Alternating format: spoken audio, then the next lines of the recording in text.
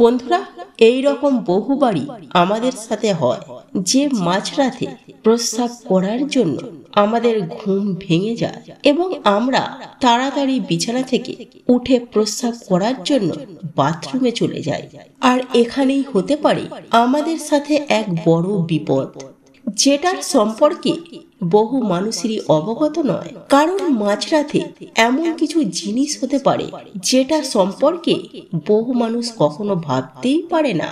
হ্যাঁ বন্ধুরা, আপনাদের যাদের মাঝরাতে ঘুম ভেঙে যায় প্রস্রাবের জন্য, তারা অবশ্যই আজকের এই ভিডিওটি মনোযোগ সহকারে শেষ পর্যন্ত দেখুন। কারণ এই ভিডিওটির মধ্যে এমন একটি তথ্য আমি দিতে চলেছি যে তথ্যটি আপনাদের জীবন বদলে দিতে পারে। আর তা না হলে মাঝরাতে আপনার সাথে এমন জিনিস হতে পারে যেটা আপনি কল্পনাও করতে পারেন না। কারণ এই রকমটা বহু মানুষের সাথেই হয়েছে এবং তারপরে তাদের পস্তাতেও হয়েছে। তাহলে দেরি না করে চলুন জেনে নেওয়া যাক যে মাঝরাতে ঘুম থেকে উঠে প্রস্রাব করতে যাওয়ার সময় কি করা উচিত এবং কোন দিকটির বিষয় খেয়াল রাখা উচিত। তাহলে চলুন দেরি না করে ভিডিওটি শুরু করা যাক। ভিডিওটি শুরু করার আগে আপনারা যারা এই চ্যানেলে নতুন, তারা অবশ্যই চ্যানেলটি সাবস্ক্রাইব করুন এবং বেল বটনে প্রেস করুন এই রকম আরো অনেক নতুন ভিডিও দেখার জন্য। ভিডিওটি দেখে যদি ভালো লাগে তাহলে অবশ্যই একটি লাইক করবে এবং সবাইকে শেয়ার করবে, যাতে তারাও ভিডিওটি দেখে উপকৃত হয়। এবং কমেন্টে জয় শ্রীকৃষ্ণ বা হর হর মহাদেব লিখতে ভুলবেন না। এবার চলুন শুরু করা যাক। বেশিরভাগ সময় মানুষ প্রস্রাব করার জন্য রাত্রেবেলায় উঠে থাকেন। আবার কিছু মানুষ এমন থাকে যারা জল পান করার জন্য রাত্রেবেলায় উঠে থাকেন, বা অন্য কোনো কাজের জন্য মানুষ ঘুম থেকে উঠে থাকে। আর যে কারণে যে কোনো ধরনের দুর্ঘটনা ঘটে যেতে পারে। কারণ যে মানুষেরা ঘুম থেকে উঠে রাত্রিতে প্রস্রাব করার জন্য অথবা জল পান করার জন্য উঠে থাকে, তাদের সকলকে এটি মনে রাখা জরুরি, যখন তারা ঘুম থেকে উঠবে তখনই তাদের নিজের চোখ খোলার জন্য যেন মোটামুটি কয়েক মিনিট যেন থেমে যায়। অর্থাৎ কয়েক মিনিট যেন তারা বিছানাতেই শুয়ে থাকে। তারপর হাফ মিনিট বিছানা থেকে উঠে যাবে। তারপর বিছানা থেকে পা ঝুলিয়ে রেখে 1 মিনিট পর্যন্ত এইভাবে থাকবেন। অর্থাৎ আপনাকে মোটামুটি 3 থেকে 4 মিনিটের মধ্যে কাজগুলি করতে হবে। 2 কিংবা 3 মিনিট আপনি ঘুম ছেড়ে চোখ খুলে বিছানাতেই শুয়ে থাকবেন এবং তারপর হাফ মিনিট আপনি বিছানাতেই বসে যাবেন। তারপর হাফ মিনিট আপনি পা ঝুলিয়ে বিছানাতেই বসে থাকবেন। আর এই ফর্মুলাকে প্রয়োগ করলে আপনি হঠাৎ মৃত্যু থেকে বেশি সুরক্ষিত থাকতে পারবেন। আর এই ফর্মুলাকে প্রয়োগ করলে আপনি হঠাৎ মৃত্যু থেকে বেশি সুরক্ষিত থাকতে পারবেন। অনেক সময় এই ঘটনা দেখা যায় যে একজন সুস্থ মানুষ, শক্তিশালী মানুষের রাত্রিতে মৃত্যু হয়ে গিয়েছে। আর সেই মানুষটার মৃত্যু অন্যতম কারণ রাত্রিতেই তাড়াতাড়ি করে উঠে পড়া। আমাদেরকে মনে রাখতে হবে, যখন আমরা ঘুম থেকে একেবারে উঠি তখন আমাদের মস্তিষ্কতে সম্পূর্ণভাবে রক্ত পৌঁছায় না। আর আমরা রাতের বেলাতে ঘুম থেকে উঠেই তাড়াতাড়ি বাথরুমে চলে যাই। আর যে কারণে আমাদের মস্তিষ্কে সঠিকভাবে রক্ত পৌঁছাতে পারে না। রক্তের যে চলন সেটা মস্তিষ্ক পর্যন্ত পৌঁছায় না। আর এই কারণেই হার্টবিট থেমে যায়। এখান থেকেই মানুষের হার্ট অ্যাটাক হওয়ার সম্ভাবনা থাকে। যারা রাত্রিতে দেরি করে ঘুমাতে যান, তারা হঠাৎ করে শোয়া অবস্থা থেকে উঠে তাড়াহুড়ো করে বাথরুমে যাবেন না। আগে উঠে বিছানায় বসুন, তারপর ধীরে ধীরে বাথরুমে যান। এতে আপনি উপকৃত হবেন। এবার চলুন কিছু অনুপ্রেরণামূলক উক্তি শুনে নেওয়া যাক। সহ্য করতে করতে ধৈর্য হারিয়ে ফেলেছি, তবুও মনকে বুঝিয়ে চলেছি, আজ নয় কাল সব ঠিক হয়ে যাবে।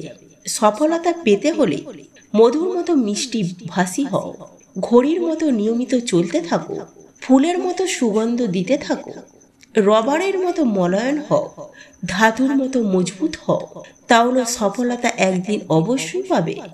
কেউ একজন খুব ভালো কথা বলেছিল যে মানুষ কাঁদায় না, বরং তার ফেলে যাওয়া স্মৃতি কাঁদায়।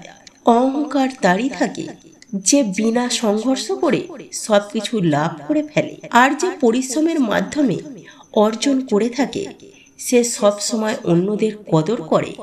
যাকে নিজের চেয়েও বেশি ভালোবাসবে সেই অবহেলা করবে, আর যাকে খুব বেশি বিশ্বাস করবে সেই মানুষটাই একদিন বিশ্বাস ভেঙে দেবে।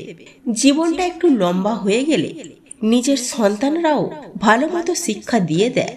দুঃখ, ঘৃণা এবং ভয়কে হাসি মুখে বরণ করতে পারলে সংসারে শান্তি আসে। ইচ্ছা থাকলে উপায় ঠিকই বেরিয়ে আসে, তবে উপায় থাকলে ইচ্ছাটাও থাকা দরকার। ছেড়ে যাওয়ার পরেই বুঝেছি তার বাহানাগুলো ছিল ছেড়ে যাওয়ার জন্য। জীবনে স্বার্থপর না হলে সুখী হওয়া যায় না। সুখী হওয়ার জন্য স্বার্থপর হওয়াটা জরুরি। ভালোবাসা এমন একটা স্বপ্ন যা সত্যি করার জন্য দুজন প্রয়োজন হয়, আর ভাঙার জন্য একজনই যথেষ্ট। অভিমান করতে হলে সেখানে অধিকারের প্রয়োজন। যেখানে অধিকারের জায়গাটা শূন্য সেখানে অভিমান মূল্যহীন।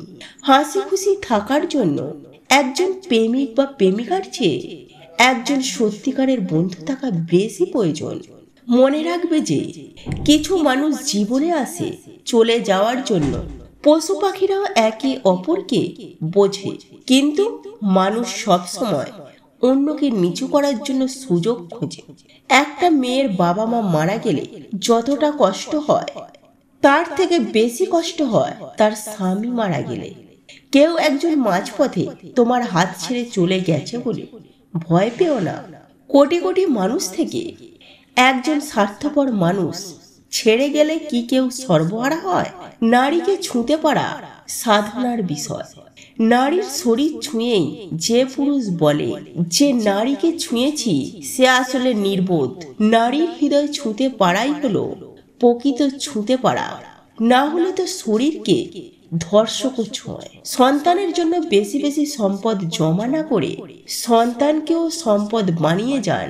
সুশিক্ষিত ও আদর্শ সন্তান এই পৃথিবীর শ্রেষ্ঠ সম্পদ। একটা সময়ের পর আমাদের অনুভূতি থাকলেও সেটা দেখানোর বা বোঝানোর মতো ধৈর্য থাকে না। বয়স বাড়ার সাথে সাথে শুধুমাত্র টাকার দরকারে খোঁজ নেওয়া লোকজনের সংখ্যাও বাড়তে থাকে। সম্পর্ক মানে রাগ হবে, ঝগড়া হবে, কিন্তু কেউ কাউকে ছেড়ে যাওয়ার কথা বলবে না। যা শিখি বই থেকে তা কাজে লাগে সাময়িক। কেউ কাউকে ধরে কিছু শেখায় না, ধাক্কা খেতে খেতে শিখে নিতে হয়।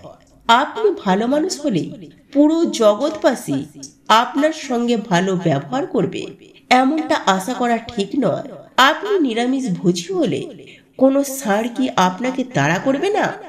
মানুষের থেকে তার ছায়া বড় হলে সূর্য অস্ত যায়, আর মানুষের থেকে তার অহংকার বড় হলে মানুষ অস্ত যায়। মানুষের আসল চরিত্র যখন প্রকাশ্যে আসে মানুষ তখন ক্ষিপ্ত হয়ে ওঠে।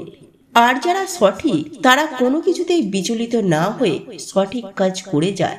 কারণ টাকা পয়সা দেখে আমি তাকে সম্মান করি না, বা ব্যবহারের লেভেল দেখে সম্মান করি।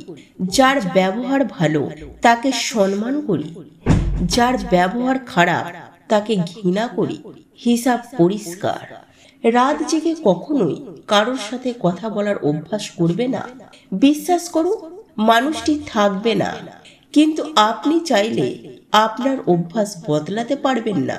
তো এই ছিল আমাদের আজকের ভিডিওটি কেমন লাগলো তা কমেন্ট করে অবশ্যই নিজের মতামত জানাবেন।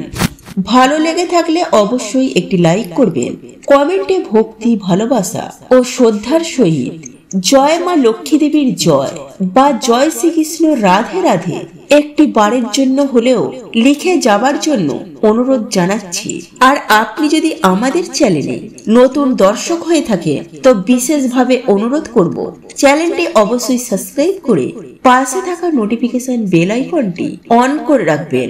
তাহলে সকলে সুস্থ থাকুন, ভালো থাকুন, পরম করুণাময় ঈশ্বরের অশেষ কৃপায়। তো আবারও কথা হবে আপনাদের সাথে নতুন কোনো ভিডিওর বিষয় নিয়ে।